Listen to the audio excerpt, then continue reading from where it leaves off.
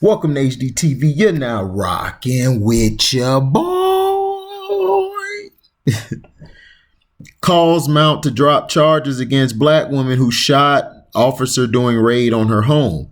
A group of activists and lawyers is calling for Florida's authorities to drop charges against a black woman who says she was acting in self-defense when she shot and wounded an officer during a raid on her home last year. Diamondsford, who is 28, has said she never heard the SWAT officers identify themselves as law enforcement and thought she was firing at an intruder, as evidenced by the fact that Ford called 911 after firing her weapon.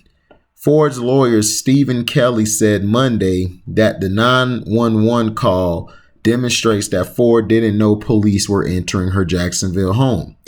Miss Ford, just hearing her voice, she was in fear.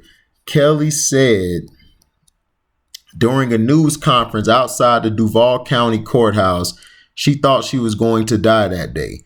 Ford and her 28-year-old fiance, Anthony Gant, are facing charges of attempting murder of a law enforcement officer and armed possession of marijuana with the intent to distribute, according to court records.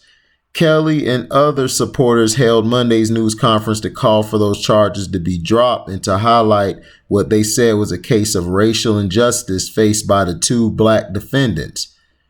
Police reform and racial justice charges. Hold on. Oh, sorry about that. According to the arrest report, SWAT officers were executing a residential search warrant September 28th as part of a nationwide narcotics operation. Ford told authorities she and Gant were asleep when she awoke to the sound of the bedroom window being broken. The report said Ford shot one of the officers with a handgun before running to the bathroom and calling 911. The officer's wounds weren't life-threatening. Ford surrendered to law enforcement once she learned they were police.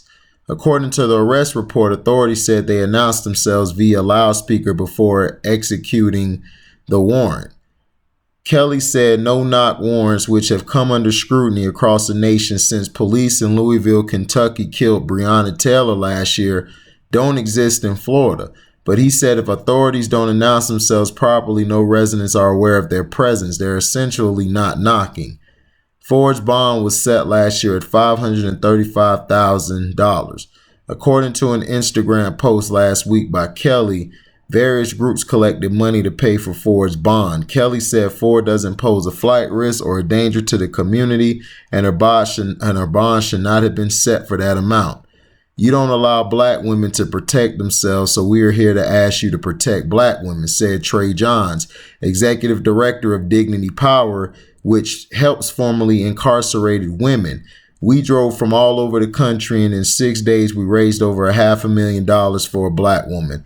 A cheerful Ford ran toward her family after she was released from jail Friday, reports CBS Jacksonville affiliate WJAX TV.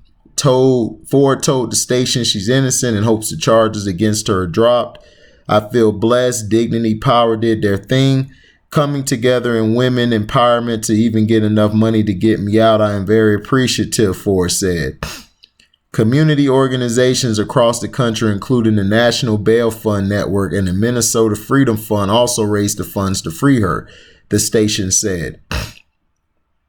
Gantz remained jailed on $350,000 bond. Attorneys have filed a motion to reduce his bond.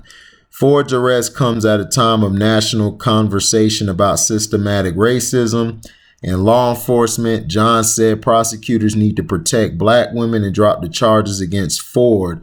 Dignity Power is going to stand here and we're going to protect her with our very lives, John said. Yeah, man, I just wish they could get the boyfriend out. I mean, dang. Shoot, you just gonna leave him in jail, huh? But let her out. Basically, I saw this case, they said last year. Yeah, last year I seen this case. And the thing is this, police are known to do this, and this is not all police. I don't want everyone to think, oh, I hate all the police, and I feel like the majority, I feel like some of them are in leadership positions where they have influence on the majority of the police. The police have been very we police in the black community are not friendly. Let me just say that. We don't get along. We don't trust law enforcement. Now, sometimes we do bring it on ourselves if we have a possession of marijuana or things like that. But police are in our neighborhoods 24 hours a day. 24 hours a day. But in the suburbs, I've gone to the suburbs or to a white community. I don't see any police around there at all. I may see one cop squad car come through, but that's like every other 5 or 6 hours. If that, it's like, come on. We know what this is. The police know they were wrong, so they're trying to find everything they can to try to make her look like the bad guy when you guys just entered the home without announcing yourselves. If you guys would have entered, if y'all would enter the home and y'all would have said police, police, she would not have shot at y'all. This woman's calling 911. So that lets me know if she's calling 911, she doesn't know it's you guys entering the premises. And this is the problem that we've been having with the police or the popo or 5-0, whatever you want to call them. Or we call them, man, or we call them rats. Rats in blue.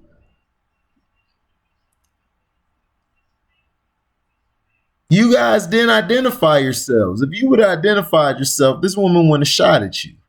Because what would be the gain of shooting at the police? We know if we shoot at you, we know we're done.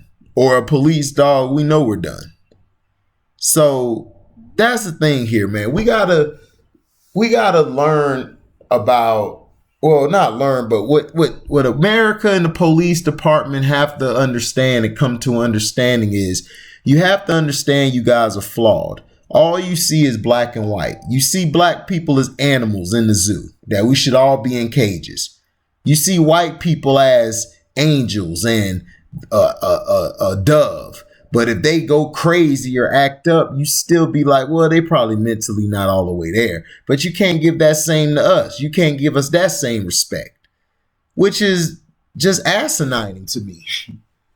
So, and to me, you set the bond real high. We know why you set the bond real high. Because it was a black woman. And then it's a black man. But yet, we see Rittenhouse over there who escapes. When he's let go, he changes addresses and everything on you. But he's good to go. Nobody's mentioning that. They just fly by that story and then they go to something else. But let me know in the comment section, man. Do you feel this is racism driven or prejudice driven, or do you feel that the police, they announced themselves, she just was the crazy woman just to shoot and she just made that 911 call for attention? I believe her. I believe that the police, they opened the door and they walked in there unannounced because they feel like they're the police and they felt like they all were good to go. And they had a shot fired at their ass and they ain't expect it. And now they want to concoct the story saying that we used the blowhorn. Man, give me a break. I'm out. Deezy.